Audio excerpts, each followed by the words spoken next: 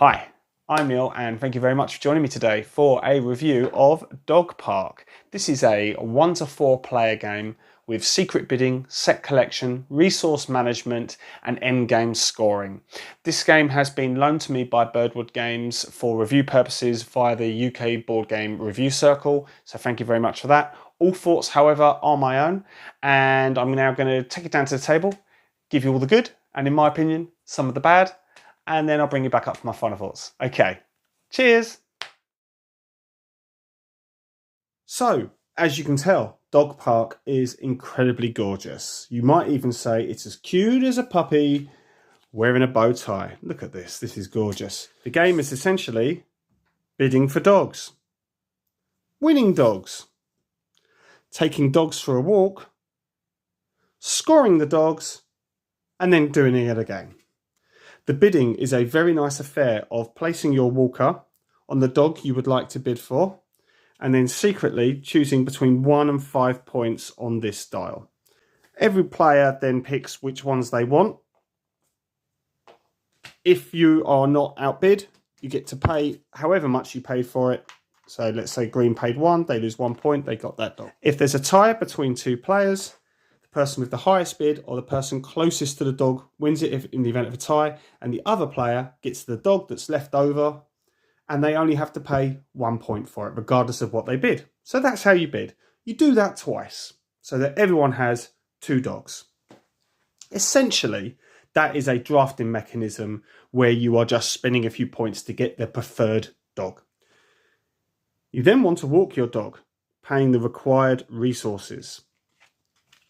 At the beginning of the game, you're fed so many resources that I imagine it would be quite difficult to not be able to walk the 2 dogs you gained at the beginning. But you can choose to not do so if you don't want to. The walking is just a process of, in turn order, moving your walkers 1 to 4 spaces along this track, gaining the resources. There's no real blocking. Instead, if a player is where you want to go, if you land on the same space, you lose 1 victory point. There's a branching path where you can choose which way to go. There are also special bonuses allocated as per the location deck. Players will walk until they get to the end. When you leave the park, you get to choose which reward you want. The last player to leave the park, or the player left in the park, is deducted -1 point, and that part of the round is over. Not quite sure why dog walkers who are on their own in the park are considered bad, but maybe just for gameplay wise, it was just to keep the game going. Points are awarded for each dog you walk and then deducted for any dogs that you haven't walked.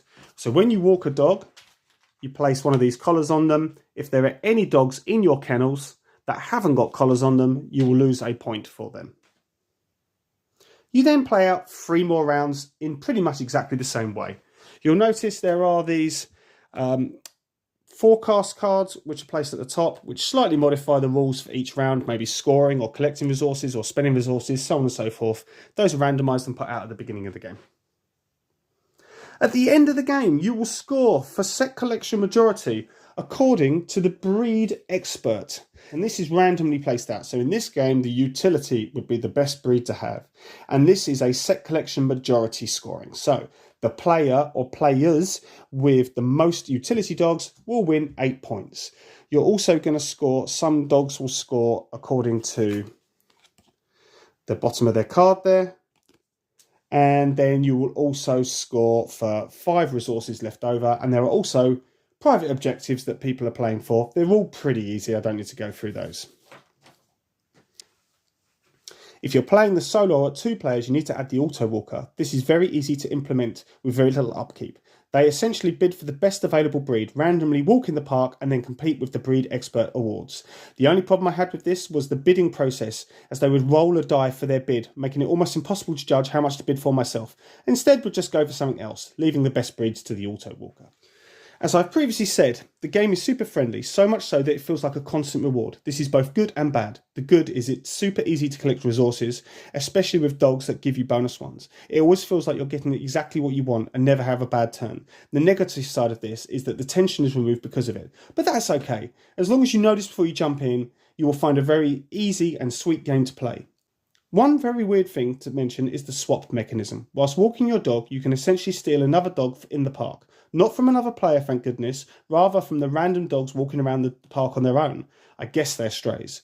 But to do this, you replace the stray with one from your kennel. I understand gameplay-wise why this is done, but thematically it feels very strange. I also think Birdwood missed the trick with players not having to clear up after their dogs. It could have been a nice mechanism to slow the walk down, or maybe if you left without picking it up, you would get negative points for being a bad walker. Okay, so I hope that very brief look at the game gave you a good feel for it, and let me tell you about some things I like about the game and a couple of things that I'm not so keen on. As you can see, the artwork is amazing. The components are stellar. I genuinely thought this was the deluxe edition. Apparently this is the standard version, which kind of was like, wowzers, what does the deluxe edition look like? But to be fair, this looks great, so I would say, you know, stick with this version. The rules are well written, nicely illustrated, give some good examples. So that was super easy to get the game up and running and going. Everyone's always getting something positive. This game has a constant positive feedback loop. Even when you're spending points to gain things, or you know, what have you, maybe you've lost a point because you're the last walker in the park, etc. It's constantly rewarding you. So that's a nice thing, especially if you're relatively new to the industry. Nothing feels punishing in this game. The auto walker used for solo and two-player games is really easy to use, implemented very well, and doesn't need hardly any upkeep.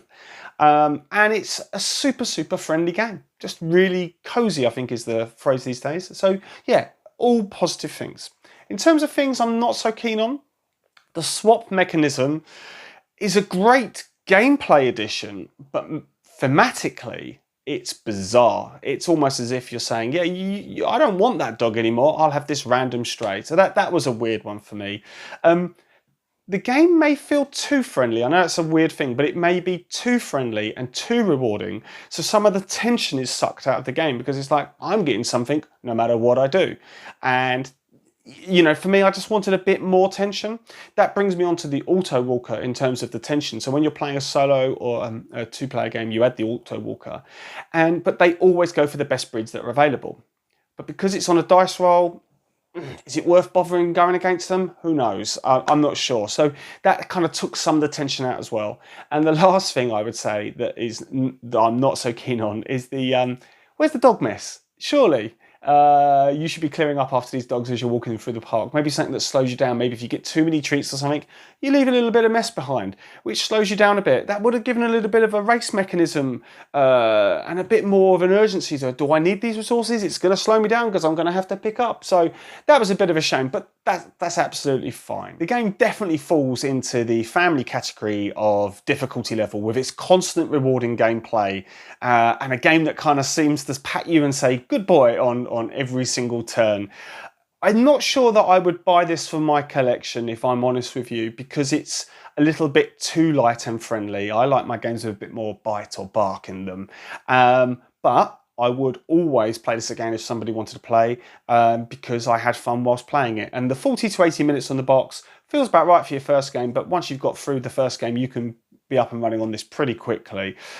So yeah, like I say, I would play it again. I really did enjoy my plays of it. In terms of how I rate this as a play it if you see it. This is definitely a play as you see it. Now, in terms of for the target audience and in terms of my board game geek rating, I give this a 7 out of 10 because it's absolutely, everything it does is absolutely fine. It looks good, the rules are easy, it's constantly rewarding, it doesn't outstay its welcome, and it's a fun game. So yeah, for me, a 7 out of 10. So once again, big thanks to Birdwood Games and the UK Board Game Review Circle for loaning me this copy. Really appreciate it. And I hope you've enjoyed the review. And I will see you on the next one. Okay, cheers.